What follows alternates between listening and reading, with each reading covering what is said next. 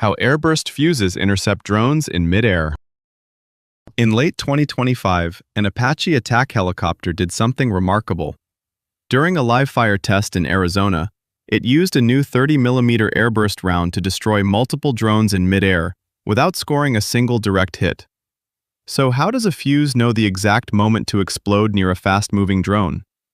Today, we break down the science behind the airburst fuse that makes this possible. Modern drones are small, fast, and highly maneuverable, making direct-hit weapons increasingly ineffective. But the real problem is cost. A cheap drone shouldn't force defenders to fire a missile worth hundreds of thousands of dollars. This unsustainable imbalance pushed militaries toward a new solution: weapons that don't need a perfect hit, only close proximity. By detonating near the target instead of striking it directly, these systems defeat drones efficiently and economically. An airburst fuse is a small device inside a projectile that makes it explode at the perfect distance from a target, not on impact, but near it. This creates a cloud of high-velocity fragments that spreads outward, dramatically increasing the chance of destroying a drone.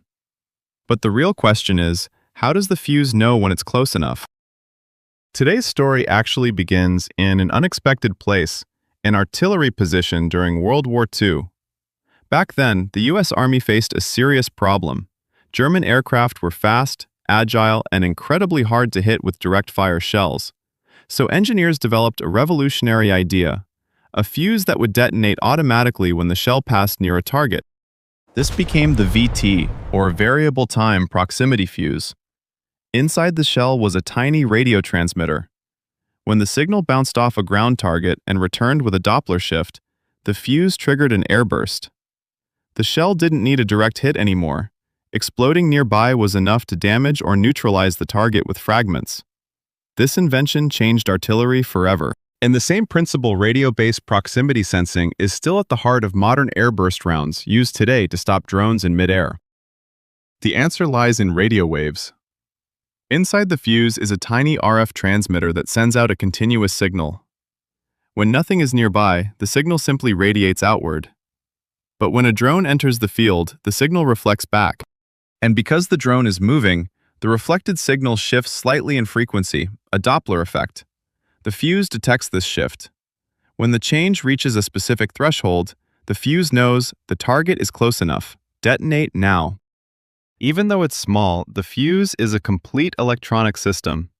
Inside, you'll find a miniature oscillator that generates the RF signal, a transmitter and receiver pair, a detector that measures the Doppler shift, an amplifier to boost the signal, a safety and arming mechanism, and finally, the firing circuit.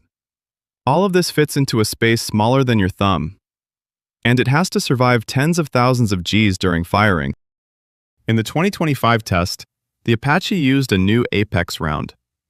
Each round contained an advanced airburst fuse designed specifically for counter-UAS missions. The helicopter fired at multiple drones at different distances. And every time, the fuse detonated at the right moment, destroying the drones without a single direct hit. This test proved that airburst fuses are becoming a critical part of modern drone defense. Today's proximity fuses are evolving fast.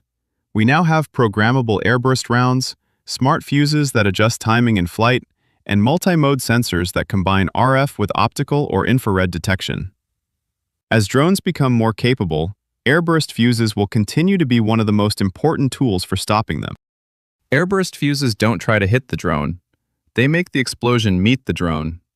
By sensing distance with radio waves and detonating at the perfect moment, they turn a single projectile into a wide-area defensive weapon. Thank you for watching. If you'd like to see more in-depth analysis and experimental videos, please subscribe, like, and turn on notifications.